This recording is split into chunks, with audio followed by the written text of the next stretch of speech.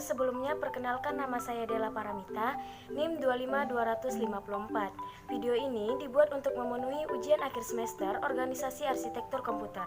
Baiklah, langsung saja disimak video penjelasan materinya ya. Baiklah, pada kali ini saya akan membahas materi mengenai control unit.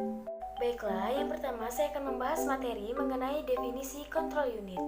Unit control atau control unit merupakan otak atau pusat syaraf dalam hardware sebuah komputer.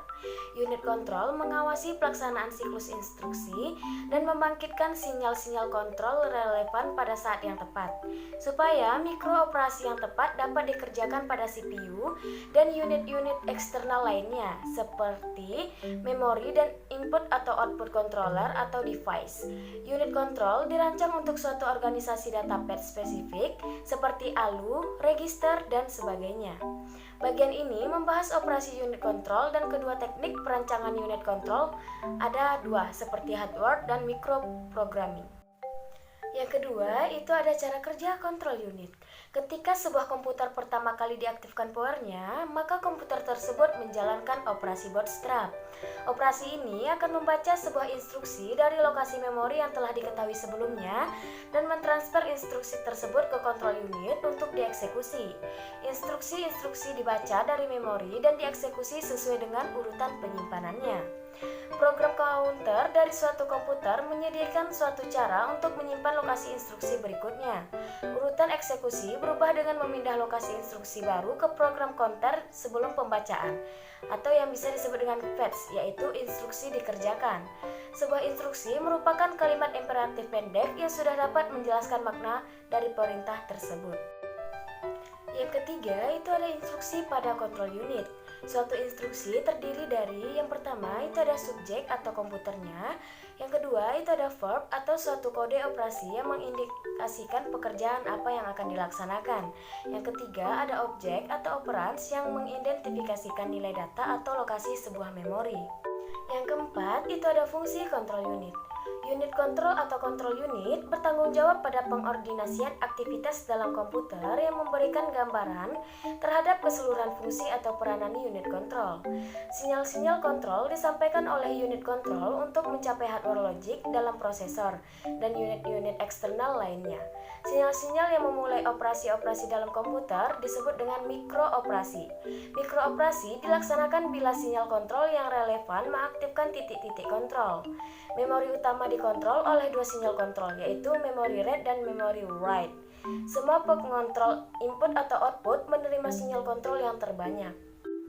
Selanjutnya itu ada fungsi control unit secara keseluruhan. Yang pertama, mengambil atau membaca instruksi.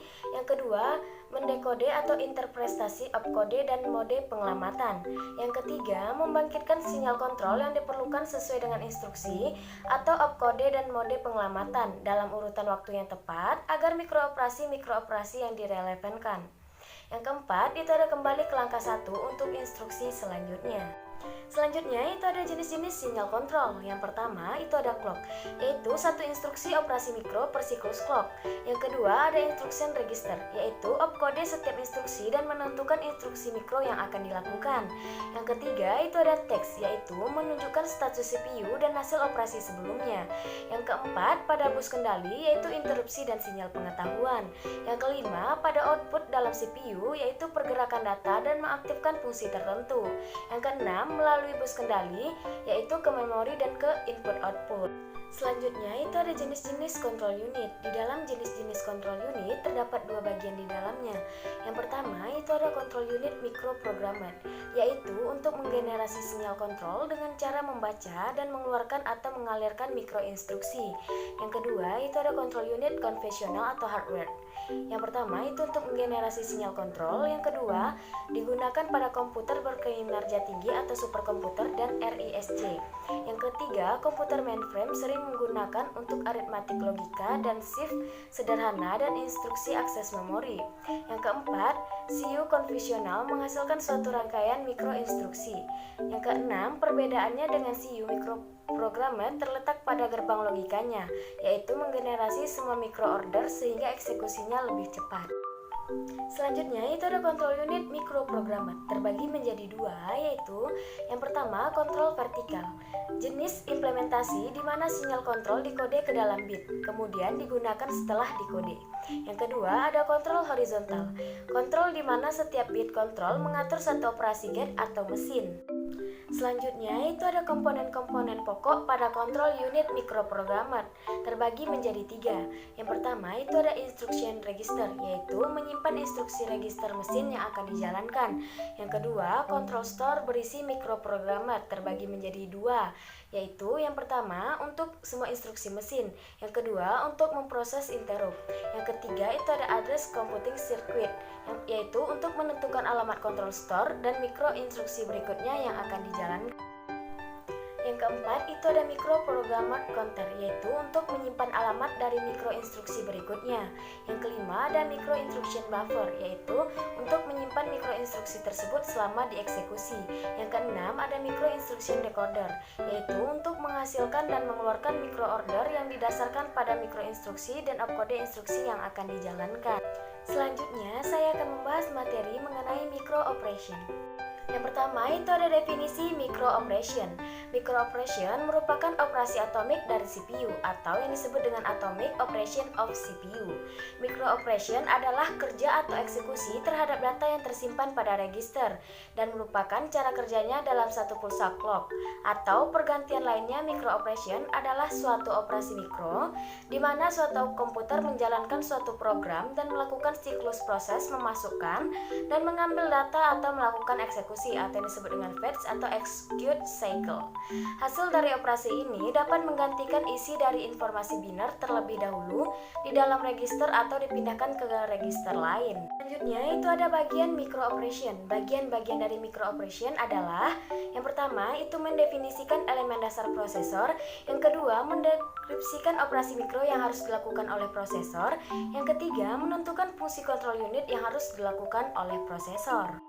Selanjutnya, saya akan membahas materi mengenai input atau output pada kontrol unit. Yang pertama, saya akan membahas mengenai input control unit. Di dalam input control unit terdapat 4 bagian di dalamnya. Yang pertama itu ada clock, yaitu berfungsi untuk sinkronisasi operasi antar komponen. Yang kedua itu ada flag, yaitu flag-flag ini diperlukan unit control untuk mengetahui status CPU. Flag diset halus sebagai hasil dari suatu operasi, misalnya overload flag, dan diset 1 bila hasil komputasi melampaui panjang register tempat flag disimpan. Yang ketiga itu ada instruction register, yaitu menggunakan opkode untuk menentukan operasi mikro yang akan dilakukan selama siklus eksekusi. Yang keempat ada sinyal kontrol dari bus control, yaitu memberi jalur ke unit kontrol untuk sinyal-sinyal tertentu seperti sinyal interrupt dan sinyal pengetahuan. Yang terakhir itu ada output control unit. Di dalam output control unit terdapat 2 bagian di dalamnya. Yang pertama, sinyal kontrol di dalam CPU atau kontrol sinyal with CPU. Output ini terdiri dari 2 macam sinyal, yaitu yang pertama, sinyal-sinyal yang menyebabkan perpindahan data antar register. Yang kedua, sinyal-sinyal yang dapat mengaktifkan fungsi ALU yang spesifik. Yang kedua, itu ada sinyal kontrol bagi bus control, yaitu kontrol sinyal to control bus. Sinyal ini terdiri atas 2 sinyal, yaitu yang pertama sinyal kontrol bagi memori, yang kedua sinyal kontrol bagi modul-modul input atau output. Baiklah, terima kasih sudah melihat dan mendengarkan video penjelasan materi dari saya. Semoga dapat bermanfaat dan menambah ilmu pengetahuan kita. Lebih dan kurang saya mohon maaf. Saya akhiri dengan wabillahi taufik wal hidayah. Assalamualaikum warahmatullahi wabarakatuh.